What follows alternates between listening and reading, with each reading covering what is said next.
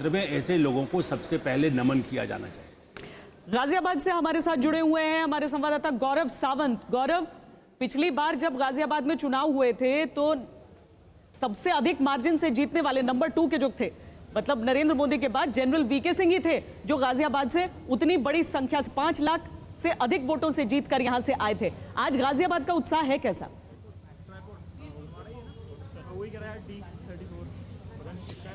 श्वेता, शुरुआती उत्साह तो कुछ फीका है, लेकिन अभी एक ही घंटा हुआ है, संभवतः इसलिए इसमें समय लग रहा है।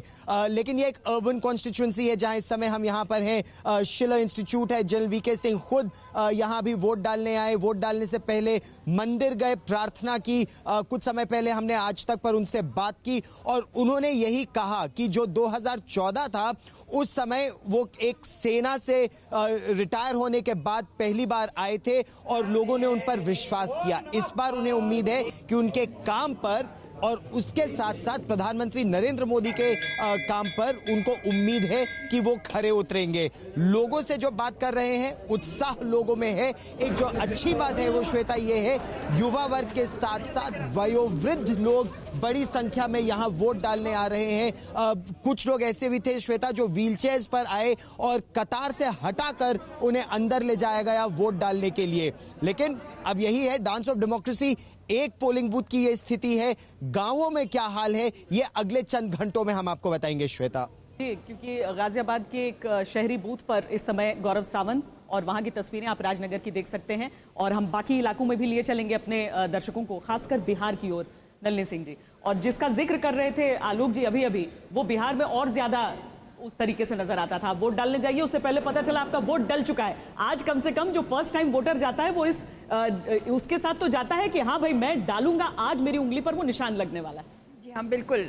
बिहार में आपने कहा नवादा, इस जमुई क्षेत्र में यहाँ पर आज के दिन है मतदान है। बिहार में तो मुझे लगता है कि जो पहले की जो बूथ कैप्चरिंग की जो स्थिति थी वो हो चुकी थी, बहुत ज़्यादा कुख्यात हो चुका था, लेकिन बहुत कुछ सुधर गया, बहुत ज़्यादा। लेकिन मुझे कहना पड़ेगा, बिहार हो चाहे उत्तर प्रदेश हो, आज थोड़ा बहुत मुझे तो अफसोस लगता है श्वेता इस चीज़ का कि आज भी जात के नाम पर वोट पड़ेगा। हालांकि जो कि पश्चिमी उत्तर प्रदेश है वो हरित प्रदेश एक किस्म से माना जाए, यानी कि यहाँ कृषि प्रधान इस इलाके को माना जाना चाहिए और है भी। और इसीलिए ये माने थोड़ा सा सदमा ही मुझे लगता है कि ये अगर गन्ने के दाम हैं उस पर, चाहे गाय खेत ख़राब कर रही है जैसे पता लग रहा है उस पर वो हो तो मैं समझती भी हूँ, या किसी इंडस्ट्री के ऊपर हो, लेकिन जात पर पड़ेगा। लेकिन मेरे कहने से कुछ नहीं बदलने वाला। अभी कितने 70 साल हो गए, अब थोड़ा बहुत देखिए आगे होता है कि नहीं, लेकिन इस बार तो नहीं होने वाला। जात पर ही, जाति का जो कॉम्बिनेशन हो गया है उसी पर वोट पड़ेंगे। गठबंधन भी तो जाति के कॉम्बिनेशन के हिसाब से ही बन के आ जाते हैं। वोट बैंक उसी तरीके से आगे नजर आता है। सुजीत कुमार झा हमारे साथ जुड़ रहे हैं। सुजीत, 4 सीटों पर बिहार की आज चुनाव होने वाले हैं और बिहार एक ऐसी जगह है जहां पर जो चारों सीटें हैं वहां पर हम एक तरह से समझ सकते हैं कि आमने सामने की ही टक्कर है, क्योंकि यहां पर कांग्रेस उस महागठबंधन का हिस्सा है। आरजेडी, कांग्रेस, यानी सब साथ में है। वो बीजेपी यूपी की तरह वो तीसरा कोण बनकर यहां पर नहीं है और ये काफी हद तक चुनावी तस्वीर को बदल सकता है।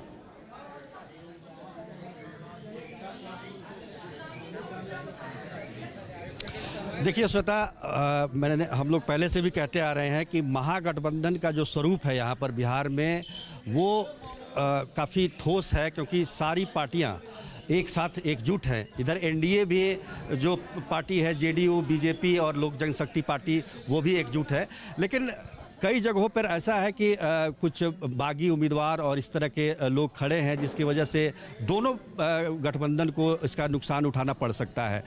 अभी जो आज का जो वोटिंग हो रहा है उसमें गया में हम मौजूद हैं और गया का जो ये शहर का 105 बूथ नंबर है कन्या उच्च विद्यालय गया का। यहाँ पर देखिए कितनी लंबी कतारें लगी हुई हैं। वोटरों का उत्साह इस बार देखने को काफ़ी मिल रहा है, ख़ास तौर पर पूरे बिहार में जहाँ से भी हमारी खबरें आ रही हैं, चाहे वो औरंगाबाद हो, नवादा हो, जमुई हो, तमाम जगहों से सुबह से ही 7 बजे से ही वोटरों की कतार लगनी शुरू हो गई है। और हम जहाँ पर मौजूद हैं यहाँ हालांकि 15-20 मिनट देरी से मतदान शुरू हुआ कुछ तकनीकी कारणों की वजह से, लेकिन फिर भी लोग डटे रहे, कोई उतावलापन नहीं, कुछ नहीं।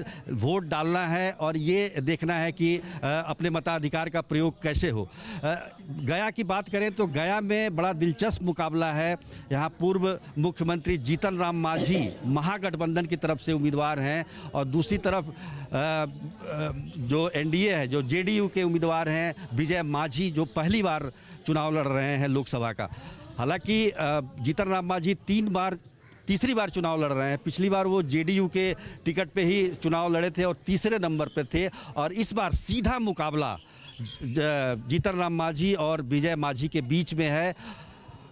उनके भाग्य का फैसला, यानी दोनों मांझी की नाव जो है मझधार में है और किनारे कौन लगता है यहाँ के मतदाता इसका फैसला करेंगे। हमारे साथ कुछ मतदाता भी हैं, उनसे बात करते हैं। आप उनसे क्या यहाँ पर मुद्दे क्या हैं इस बार गया में वोट डालने का?